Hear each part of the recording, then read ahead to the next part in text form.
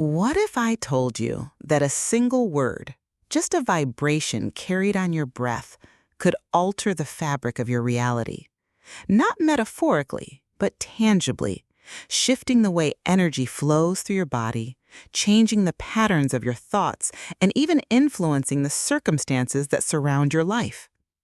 For thousands of years, mystics, sages, and seekers have whispered about this secret. They called it mantra. At first glance, a mantra may look like nothing more than a repeated phrase or a sacred word in an ancient language, but beneath the surface lies a technology of the soul, a key to unlocking hidden dimensions of consciousness. Consider this: every sound is a vibration, and every vibration carries a frequency. Just as a song can make your heart ache with longing or fill you with joy, so too can the precise intonation of a mantra reshape your inner state. Imagine tuning an instrument, your body, your mind, your very spirit, until it resonates perfectly with universal harmony. That is the true power hidden within these sacred sounds. But here's the mystery. Why do certain words, syllables with no apparent meaning, hold such influence over the human spirit? Why have civilizations from Vedic India to Tibetan monasteries, from the chants of early Christians to the incantations of ancient Egypt, all converged on the idea that spoken sound could open gateways to the divine? This is what we are going to explore today. Together, we'll journey through the veils of history to uncover the origins of mantra practice, delve into the esoteric philosophy that explains its potency, and most importantly, learn how you can use mantras as practical tools to transform your own life. By the end of this exploration, you will no longer hear a mantra as just a word. You will recognize it as a living current of energy. An ancient code written not on parchment, but in vibration itself, waiting to awaken something deep within you. So let us begin. Let us step into the mystery of sound and reveal the secret power of mantras. To understand the true depth of mantras, we must step back, far back, into the memory of humanity. Long before the modern world measured sound waves with machines, the ancients listened with their souls. They discovered that certain vibrations did not merely echo in the ears, they resonated in the very core of being. In India, the sages of the Vedic tradition describe the universe itself as arising from Shabda, the primordial sound. The ancient hymn known as the Rig Veda opens with invocations, not as poetry, but as acts of creation. Words were not mere labels for things, they were forces that shaped reality. The sacred syllable Om was revered as the sound of existence itself, the eternal vibration from which all form emerges. It was not to be spoken casually, for it carried the weight of the cosmos. Travel further east to Tibet, and you'll find monks still chanting mantras that echo through the cold mountain air. Om Mani Padme Hum, 6 syllables that are said to embody the entire compassion of the Buddha. To the untrained ear, it may sound like a repetitive chant, but to the initiated, each syllable corresponds to a purification, washing away layers of ignorance and illusion. Meanwhile, in the temples of ancient Egypt, priests whispered words of power, phrases known as hekau. These were considered living beings, spiritual entities in their own right. To speak them was to command energy, to awaken hidden forces. The same belief can be traced in the mystical traditions of the Hebrews, where the very name of God, so sacred it could not be pronounced, was said to contain immeasurable creative energy. Even in early Christianity, the practice of sacred repetition appeared. Monks in desert monasteries would recite prayers ceaselessly, aligning their breath with their devotion until the words dissolved and only divine presence remained. The Jesus prayer, whispered endlessly in the Orthodox tradition, functions not unlike a mantra, drawing the practitioner into deeper stillness and union with the infinite. But why this universal emphasis on sound? Esoteric philosophy suggests that creation itself is vibration. Every atom, every thought, every star is nothing but a pattern of frequency. The ancients intuited this truth long before modern physics confirmed that matter is energy in motion. To them, mantras were not superstition. They were tools to align with the fundamental rhythms of the cosmos. Think of it this way. If existence is a vast symphony, then we are each instruments within it. Most of us are out of tune, discordant, restless, scattered. But a mantra is like a tuning fork. It strikes a pure note, and when we chant it with awareness, our inner strings begin to vibrate in harmony. Slowly, the noise of the mind quiets, and something deeper awakens. In every tradition, from the Vedic rishis to the Hermetic magi, mantras were never mere words. They were keys. Keys to unlock altered states of consciousness, to invoke divine forces, to heal, to transform, to ascend. They were understood as bridges between the human and the eternal. And this is where our exploration deepens. Because to truly grasp the power of mantras, we must move beyond history and theory. We must enter the mechanics, the hidden science of why they work. To understand how mantras work, we must begin with the fundamental truth that sound is vibration, and vibration is energy in motion. When you speak, when you chant, you are not merely producing noise. You are releasing waves that ripple outward into the world and inward into your own consciousness. Imagine dropping a stone into a still pond. Ripples spread out in perfect circles, touching every corner of the water's surface. A mantra is like that stone. Each syllable sends out concentric waves, not just in the physical world, but across the subtle dimensions of energy that science has only begun to glimpse. Now, not all sounds are equal. Everyday speech scatters energy. Casual chatter is like random pebbles tossed carelessly into the water, disturbing the surface but without form or purpose.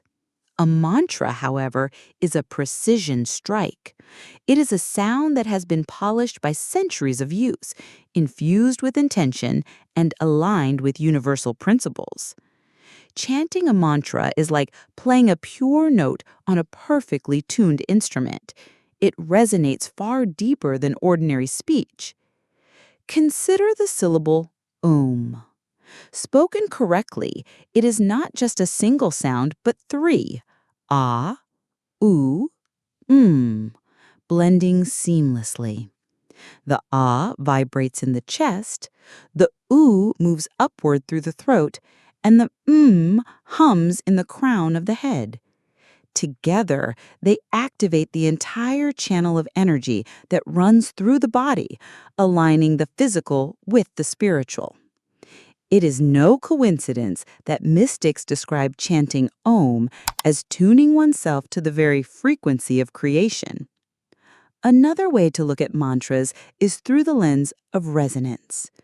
When a tuning fork is struck, another fork of the same frequency will begin to vibrate even without being touched.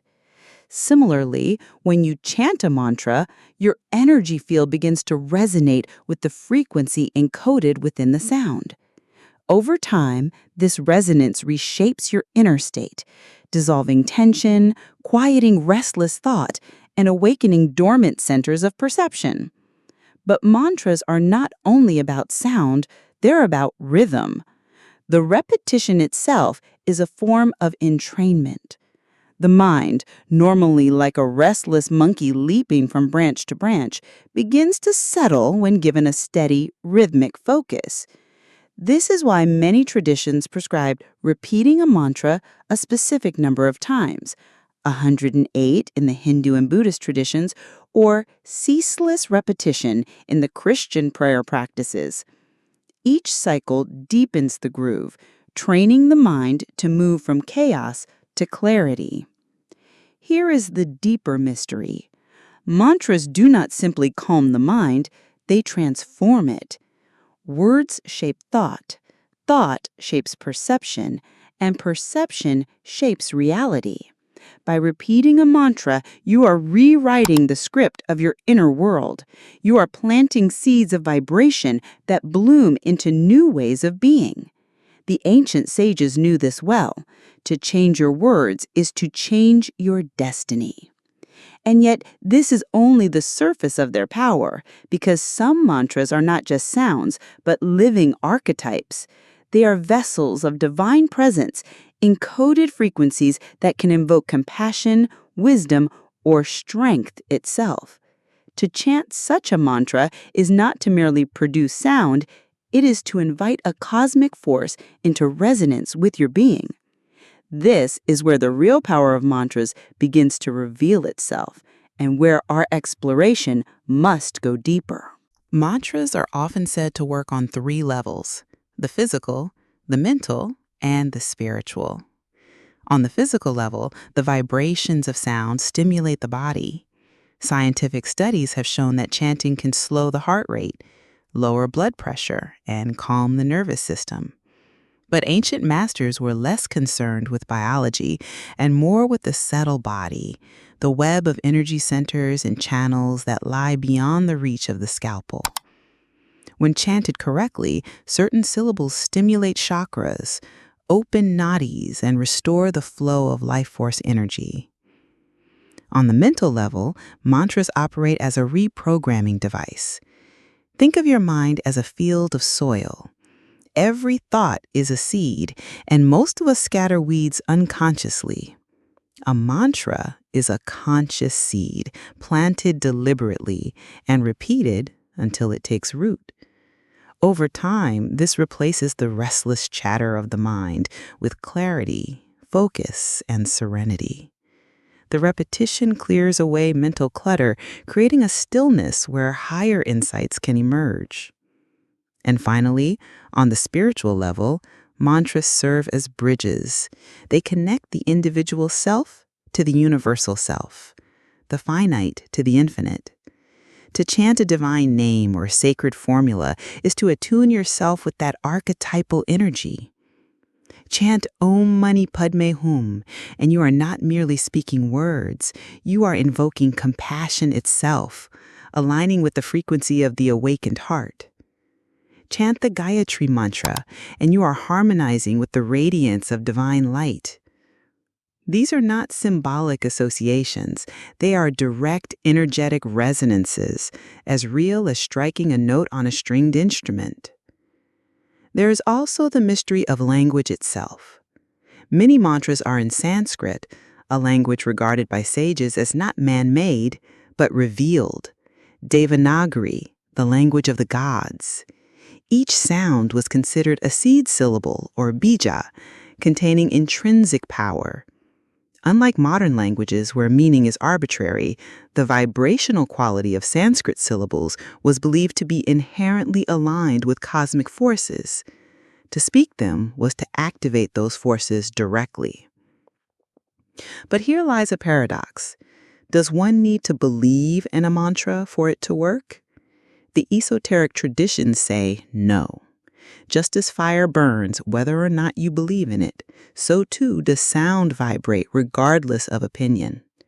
Faith can deepen the effect, but the vibration itself is objective, a cosmic law at play.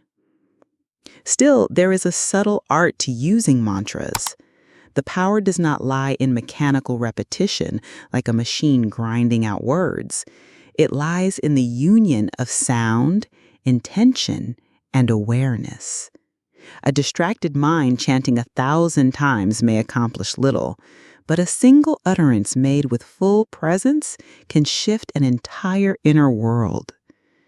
This is why initiates were traditionally guided by masters who understood not only the words, but the transmission of energy behind them. A mantra is not just given, it is awakened, passed like a spark from one consciousness to another. Without that spark, the mantra is dormant. With it, it becomes a living flame. We can now see that mantras are more than just tools for relaxation or focus.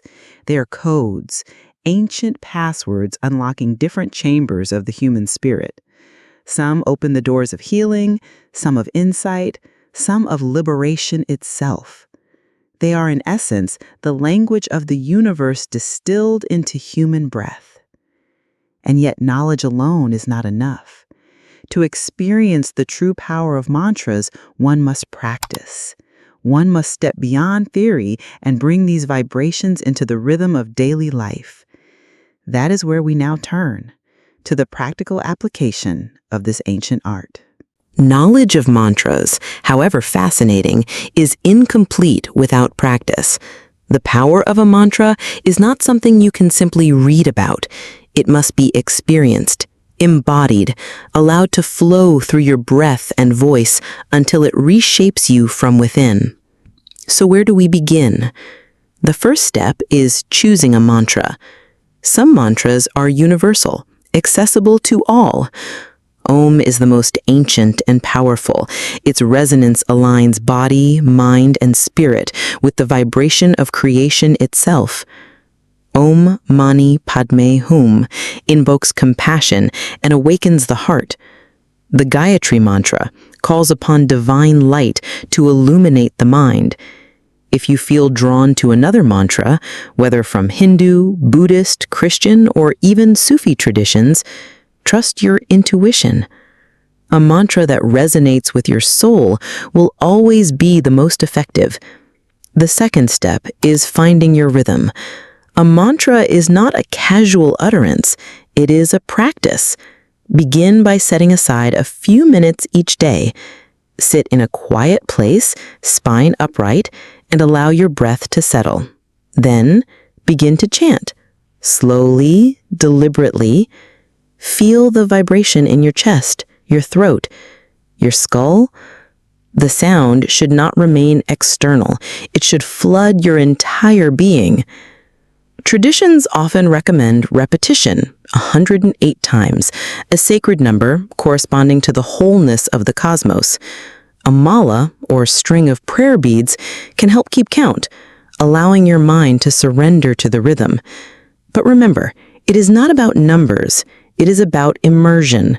Even 5 minutes of wholehearted chanting can be more transformative than an hour of distracted repetition. The third step is uniting sound with intention. Every mantra has a vibration, but your consciousness amplifies it.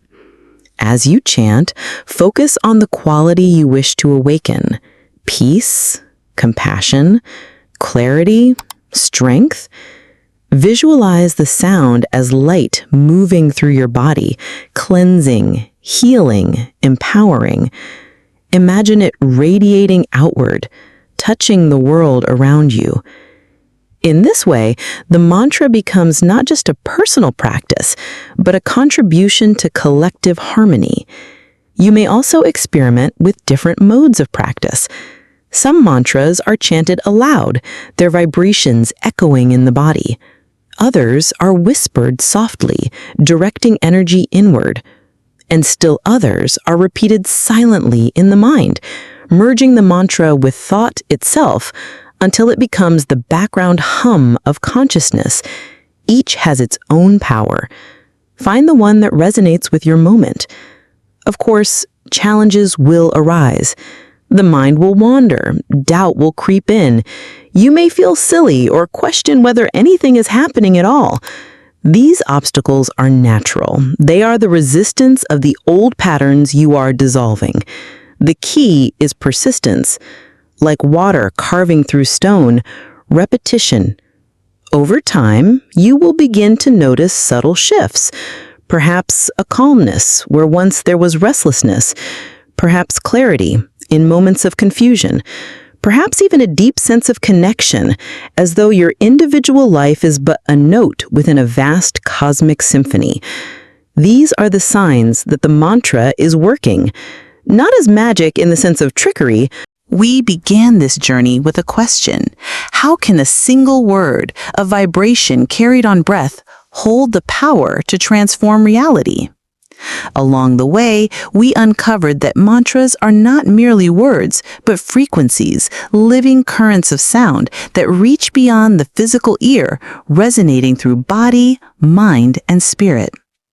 We saw how ancient cultures, from the Vedic sages to Tibetan monks, Egyptian priests, Christian mystics, and countless others, recognized the same truth, that sound is creation, and that by mastering it, one can align with forces greater than oneself.